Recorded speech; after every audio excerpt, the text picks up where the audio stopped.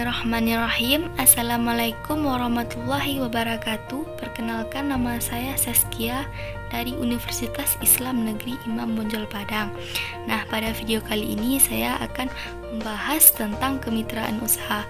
Ayo, ada yang tahu apa itu kemitraan antarwirausaha? Nah, sekarang kita masuk ke dalam pembahasan. Yang pertama, kita akan membahas hakikat kemitraan. Yang kedua, pentingnya kewirausahaan antar wirausaha. Yang ketiga, bentuk kemitraan antar wirausaha. Yang keempat, jejaring usaha dan negosiasi.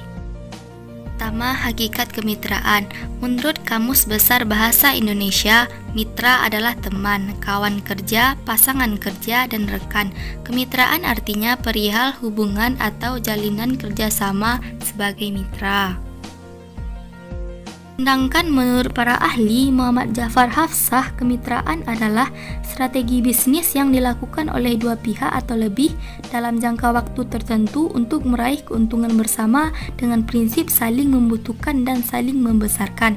Yang kedua, menurut Lamlinton, kemitraan adalah sebuah cara melakukan bisnis, yaitu pemasok dan pelanggan berniaga satu sama lain untuk mencapai tujuan bisnis bersama. Jadi, kemitraan adalah jalinan kerjasama usaha yang merupakan strategi bisnis yang dilakukan antara dua pihak atau lebih dengan prinsip saling membutuhkan, saling memperbesar, dan saling menguntungkan. Faktor kemitraan yang pertama, saling mengerti dan memahami. Yang kedua, saling bermanfaat.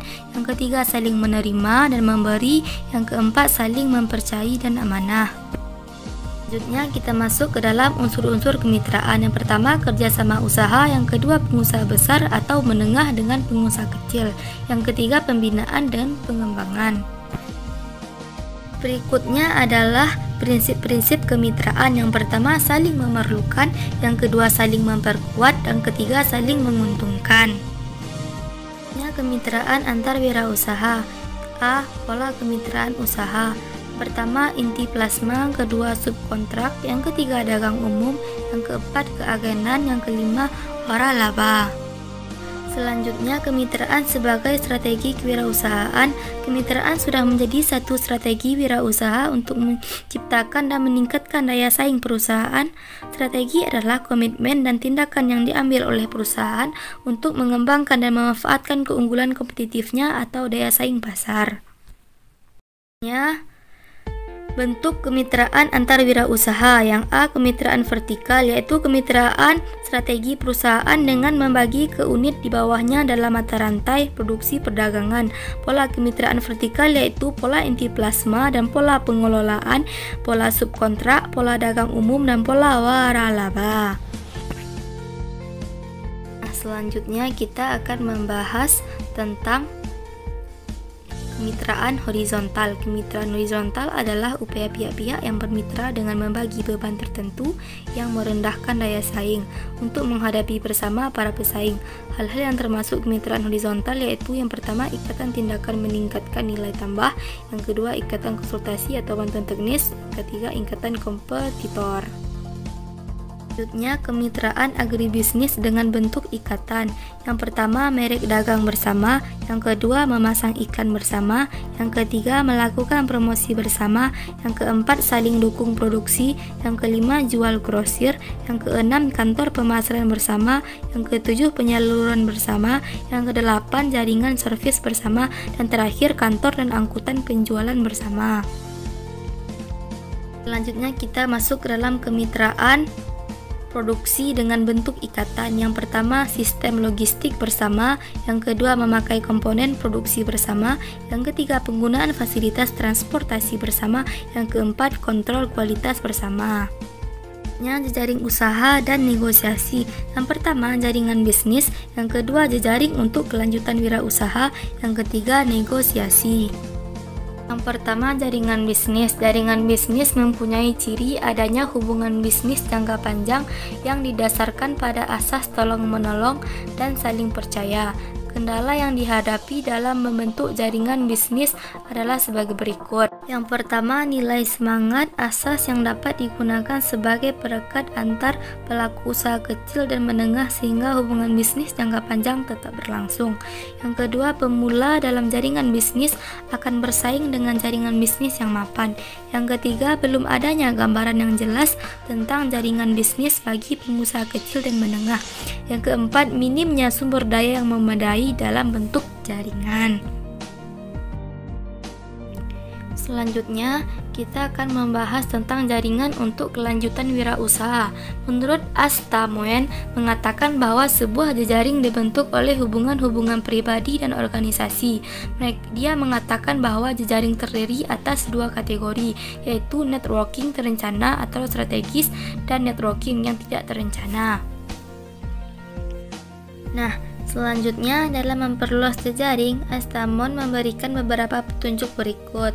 Yang pertama, menunjukkan sikap santun, ramah, senyum, perhatian, dan peduli. Yang kedua, memberikan perhatian, gagasan, atau pendapat. Yang ketiga, membangun dan menciptakan kesejahteraan bersama. Dalam dunia bisnis, jejaring atau network terdiri atas organisasi wirausaha yang menawarkan berbagai jenis sumber untuk memulai atau meningkatkan kegiatan wirausaha. Kunci utama untuk keberhasilan ini adalah tersedianya sumber daya manusia yang memadai. Selanjutnya, negosiasi. Negosiasi merupakan pertemuan antara dua orang yang masing-masing berada di posisi yang sesuai dengan kepentingan masing-masing dengan tujuan mendapatkan kepuasan yang diharapkan. Nah, 3 perkiraan kondisi yang menentukan negosiasi dibutuhkan atau tidak, yaitu adanya konflik interest antar pihak yang berkepentingan, adanya dualisme kemungkinan pemecahan yang terbaik, dan adanya peluang kompromis yang dapat dirumuskan kedua belah pihak yang berkepentingan. Oke guys, sekarang kita lanjut ke dalam tujuan kemitraan. Yang pertama, tujuan dari aspek ekonomi untuk meningkatkan pendapatan usaha kecil dan masyarakat, meningkatkan memperoleh nilai tambahan bagi pelaku kemitraan. Yang kedua, tujuan dari aspek sosial dan budaya. Kemitraan usaha dirancang sebagai bagian dari upaya pemberdayaan usaha kecil. Yang ketiga, tujuan dari aspek manajemen, yaitu peningkatan produktivitas individu yang melakukan kerja dan peningkatan produktivitas organisasi dalam kerja yang dilakukan. Yang keempat, tujuan dari aspek teknologi, pengusaha besar dalam melaksanakan pembinaan dan pengembangan terhadap pengusaha kecil meliputi memberikan bimbingan teknologi.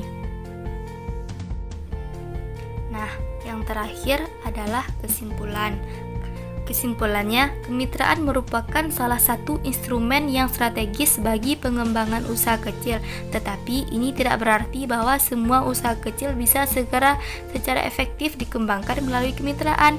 Dengan memahami berbagai aspek kewirausahaan dan bergabung dalam wadah koperasi, usaha-usaha yang sangat kecil atau informal tersebut secara bersama akan memiliki kedudukan dan posisi transaksi yang cukup kuat untuk menjalin kemitraan yang sejajar, saling membutuhkan, saling memperkuat, dan saling menguntungkan dengan usaha besar mitra usahanya.